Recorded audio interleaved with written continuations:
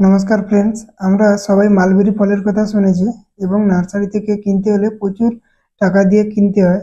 তো আজকে যদি আমরা মালবেরি গাছের ডাল একটা সংগ্রহ করতে পারি কোথাও থেকে, তাহলে তা থেকে আমরা নতুন চারা গাছ তৈরি করতে পারবো। তো আজকেই আপনাদের সঙ্গে শেয়ার করব পেন্সিলের মতো থিকনেস একটা ডাল হতে হবে, তাতে কি হবে সাকসেস রেট খুবই ভালো হয়। এবার কাটা ডালগুলোতে রুটিং পাউডার না হলে অ্যালোভেরা জেল লাগিয়ে মাটিতে প্রতিস্থাপন করলেই কিছুদিনের মধ্যে ঠিক সেম টু সেম চারা তৈরি হয়ে যাবে। দেখতে পাচ্ছ কিছুদিন আগেই লাগিয়েছিলাম, তো তা থেকে ছোট ছোট কুড়ি বেরিয়ে এসছে।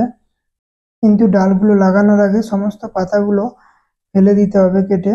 এতে কি হয়, কাটিংটা খুব সহজেই তৈরি হয়ে যায়, নতুন একটা চারা গাছে রূপান্তরিত হয়।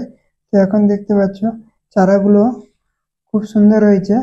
আমরা শেডের নিচে রেখে দিয়েছিলাম আম গাছের তলাতে, যাতে ডাইরেক্ট সূর্যের আলো না এসে পৌঁছয় গাছের উপর, এবং এখন খুব সুন্দরভাবে গ্রোথ নিয়েছে। আমরা জায়গা বুঝে এগুলোকে সুন্দর করে লাগাতে পারি। এখন দেখতে পাচ্ছি ছোট ছোট মালবেরিও ধরে আছে। তো আপনারাও চাইলে এইভাবে বাড়িতে নিজে হাতে একটি সুন্দর চারা গাছ তৈরি করতে পারেন।